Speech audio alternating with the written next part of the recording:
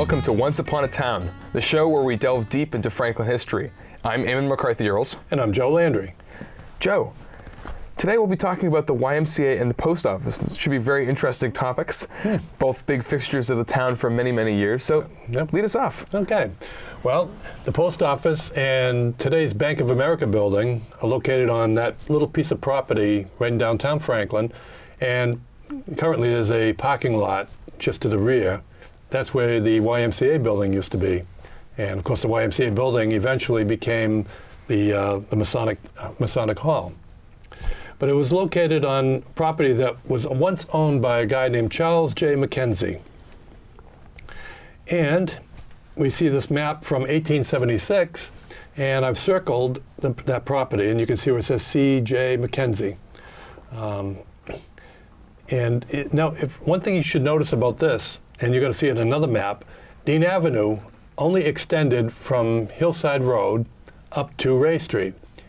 Dean Avenue did not extend from Ray Street to Main Street. That only happened in 1880, 1881. Yeah. But in 1876, when this map was drawn up, Dean Avenue did not extend to it. And then this is the 1879 drawing of Franklin. And once again, we see where Dean Avenue, although they call it Dean Street, but same street, it did not extend up to Main Street. The arrow points to the house that was the Mackenzie house on Main Street. And then this picture was taken sometime after 1900, and Dean Avenue now is extended up to Main Street. But this is an actual picture of the house as it stood there. And the reason I know this was taken after 1900 is we see the streetcar tracks, and they were only placed there around 1900.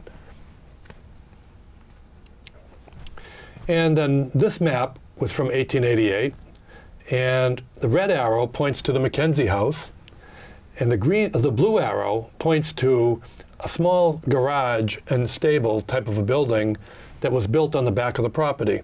And we're going to be talking more about that building in a few minutes, so we'll keep that one in mind. But that was a small little a garage and a stable. And then you see now that there were a lot of new houses that were built in that area now that Dean Avenue has been extended. And the one that I would point out to is the one that was owned by F.W. Smith. That would be Francis W. Smith. And he was a local builder, and he was given the task of building 3 houses for the Ray family. You can see the 2 that were owned by J.G. Ray, and then the one owned by him. He decided to keep that one for himself. That was located at 249 Dean Avenue, which eventually became 30 Dean Avenue. And does that still stand today, that particular house, or is it gone? It's gone. However, it was my old house. So it's gone. But he built it in 1884. And the Franklin Sentinel talked about that, how Frank Smith was building that house. He started it around December of 1883, and it eventually, in fact, he died about a year or 2 later after the house was built. And then his widow sold it to Dr. Solon Abbott in 1894, 1895, and they owned it right up until 1949 when my parents bought the house. So. And this is from the 1888 map, or a drawing, I should say. It really wasn't a map, it was a drawing. And we see that house that was built in the back. And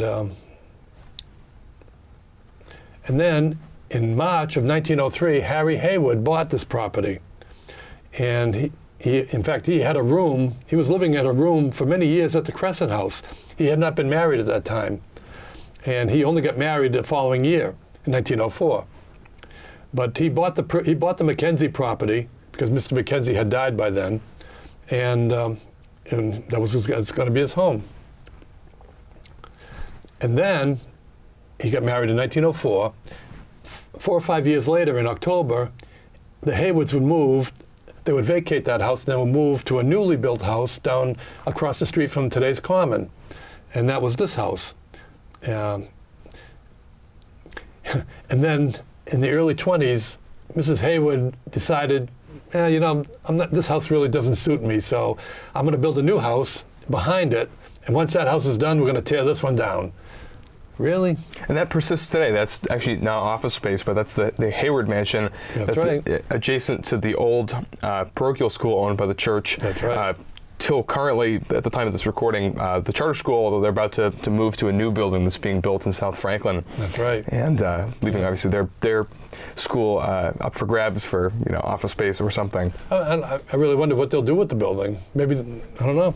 But yeah, but I went there myself. I went to St. Mary's School, and they used that Hayward Manor as a convent when the nuns were there. And at one time, it had been an orphanage during the 40s. But anyway, yeah. So she decided to demolish that building. So, oh well. Now, I think the Haywards still own the house on the corner of Dean Avenue, but Dr. Carl Richardson moved into there. And had his practice at that location. And this was taken from the November 8th edition, one of the editions of the Franklin Sentinel. Now the YMCA building, that was built on the back of the land of that property. And there it is. That was as it was completed in 1911. And then looking at it from the Main Street view, we can see that part of the building to the left was the gymnasium, and in the middle was part of the building that connected the two buildings. But the building to the right was that building that we talked about. That was that garage.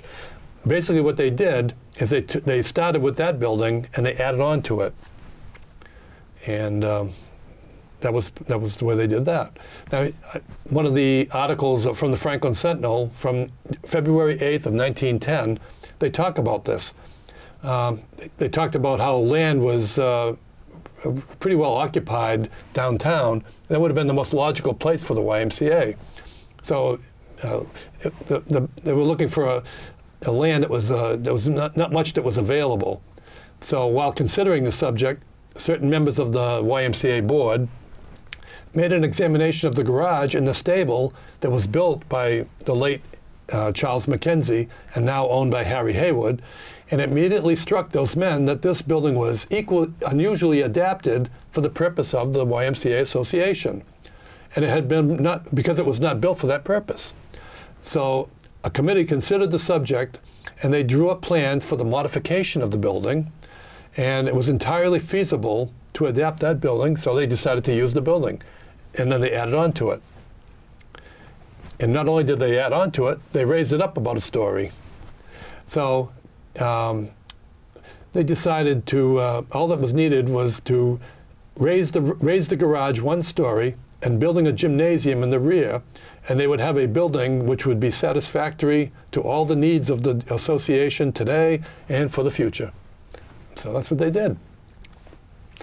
Now, interesting. Now, who was going to pay for this new YMCA building? I mean, back in those days, who would pay for it?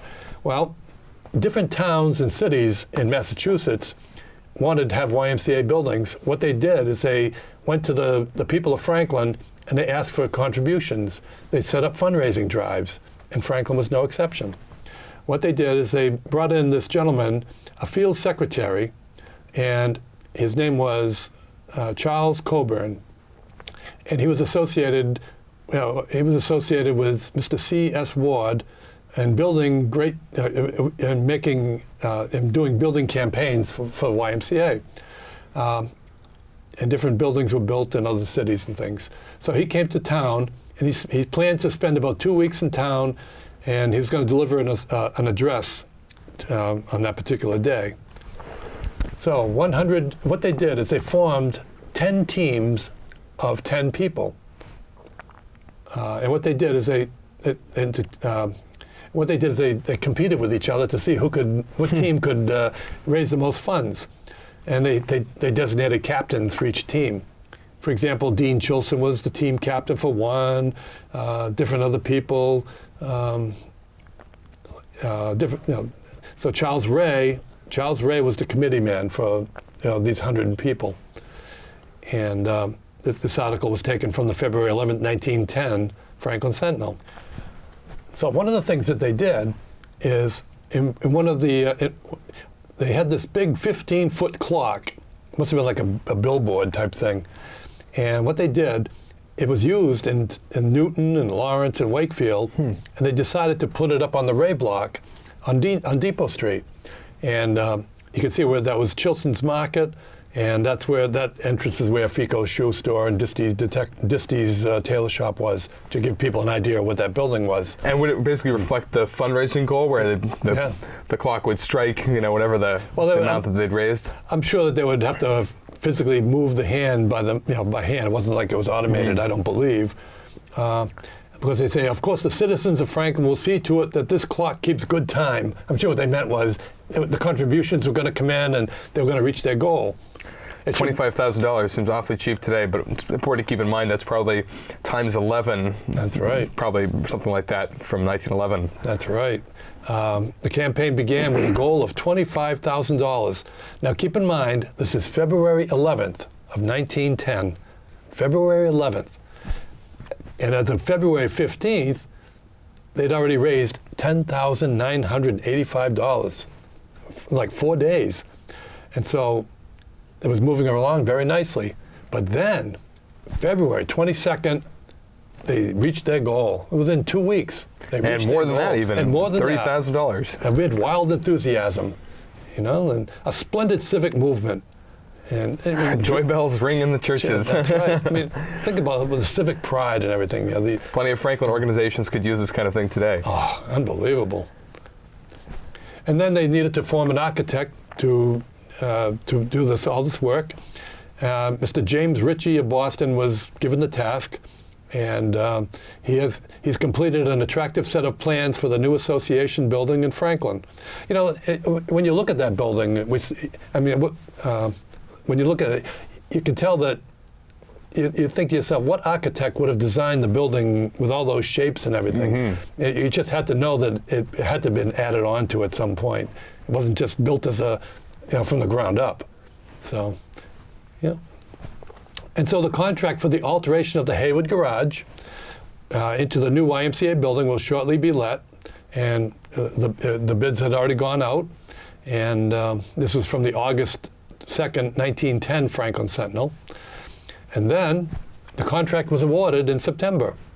Out of 6 bidders, the contract for construction was awarded to J.A. Monroe of North Attleboro, whose bid was $1,200 less than the lowest bidder. So he got the job. Yep. And then the new YMCA building. Now, this is November of 1910.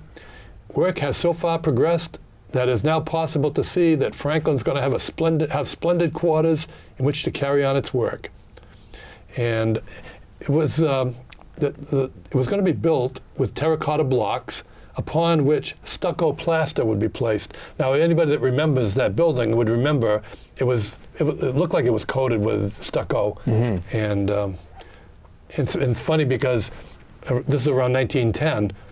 2 or 3 years later, the Chilson block there was a building that was right where Thunderbird Cleaners is, where Mr. Chilson was going to redo that building over, his wooden building, and he was going to use that same technique on that building. But he decided after about a week or so, he says, I'm just going to tear it down. Seems like it was very popular at that point in time. I've definitely seen a lot of buildings from the 1910s or 1920s that have that kind of stucco look to them. That's right. I can think of a perfect example, another one right on Dean Avenue, the Bazanti House. Jacob Gebb owned that house around that time. He had that house done as well. So it was a very popular technique, apparently. Yeah. And then, in October of 1911, the following year, the directors gratefully acknowledged the gifts for the following new building. And some people would donate a pool table and different things. They were asking people to donate furniture and things because they figured, let's get donations to get the building built. And once it's built, we'll see if the people will say, well, gee, I feel bad that they don't have chairs, they don't have a pool table, things like that. And maybe they'll ask people for more donations, which they did. And it seems like people were pretty forthcoming with donations of furniture, pool tables, all of that kind of thing. That's right, yep. And then other friends have presented graphonola, one of the highest grade. The dormitory rooms have been excellently furnished, complete in every detail. We feel that everyone will say that these rooms are excellently well done. and so on. And I think it's interesting they had dormitory rooms. Some urban YMCA's still have essentially a youth hostel, I guess you could say, with rooms to rent and stuff like that. But That's right. most of the YMCA's that we have today out in the Franklin area are just a gym and pools and stuff like that, That's right. and don't have that dormitory type of thing that they would have 100 years ago. That's right, like the Hockomock YMCA up there on Forge Hill. Yeah, they don't have overnight things. Yeah.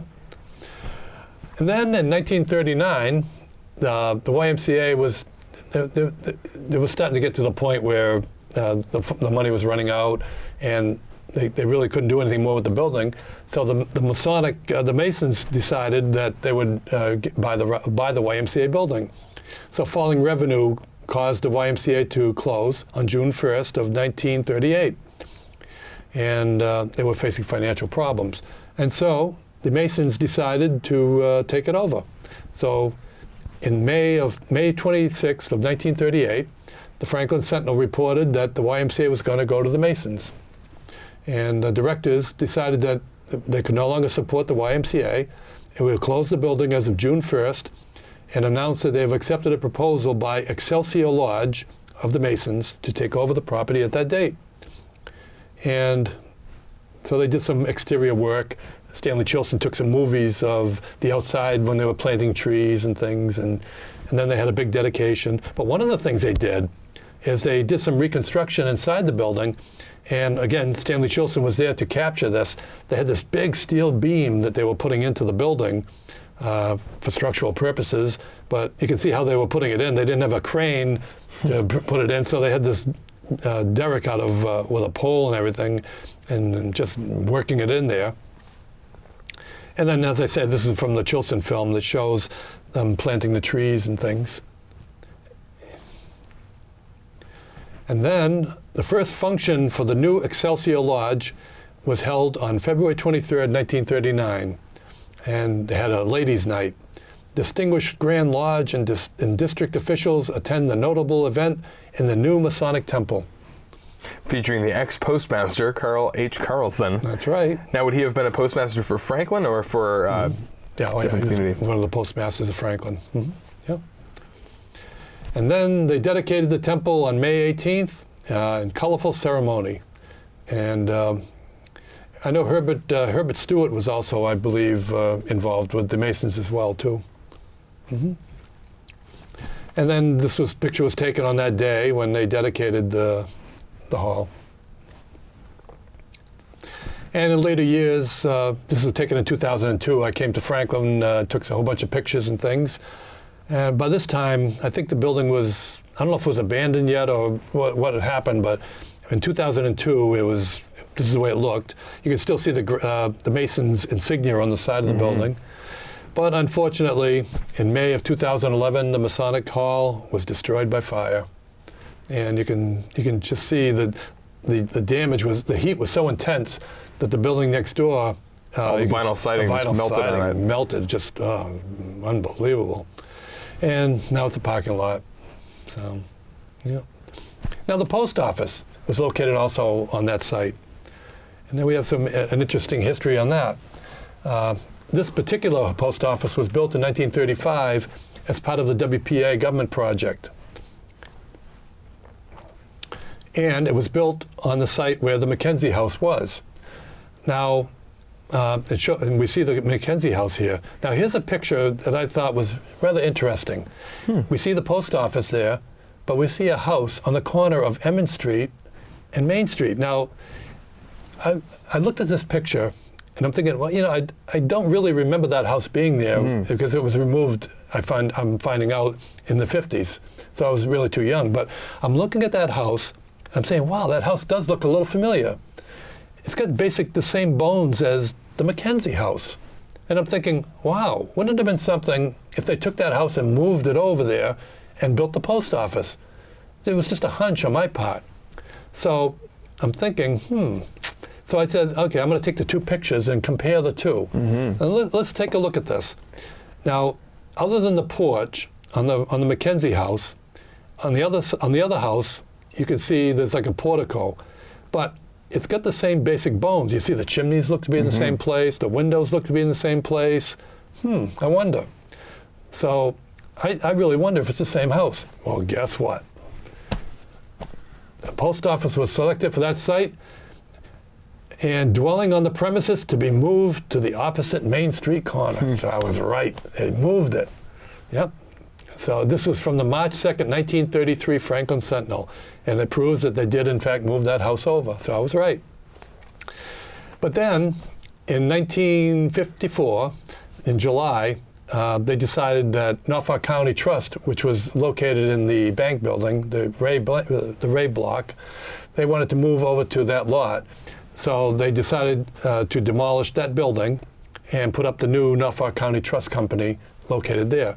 And it's interesting that by this point in time, the reference to the Mackenzie property had long since been forgotten, because that would have been 50 years earlier. Exactly. By this point, it was the Ted Core residence. That's right. He was living there. I saw where he purchased it in the 40s, and then maybe he bought it right after they moved it. But anyway, he was the owner of it at the time they tore it down.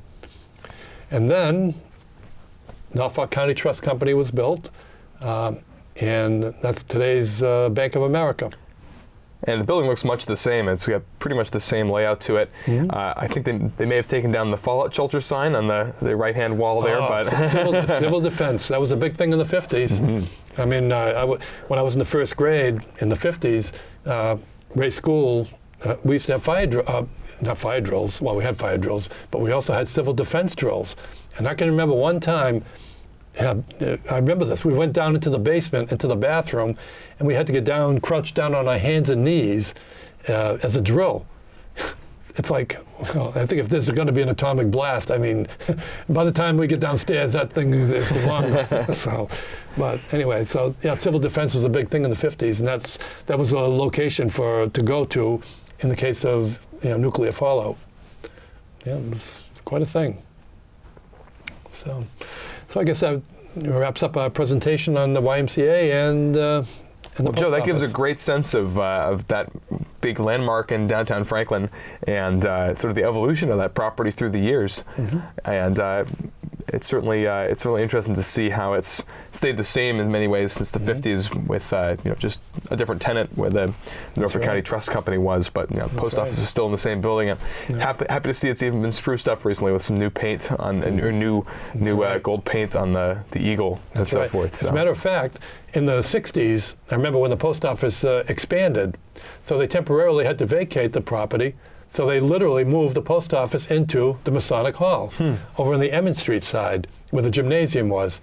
And I can remember I used to work at Vet Med Supply over across the street from where I lived. And we used to bring packages to the post office. And I remember walking right by the Masonic Temple over to Emmett Street and into the post office when it was located there. And then they were expanding the post office. They literally doubled it in size. And then they moved back in. Well, Joe, thanks again for showing us the history of the post office and the YMCA. I'm glad we could have this discussion. Me too. Until next time, I'm Eamon McCarthy-Earls. And I'm Joe Landry. Thanks for watching.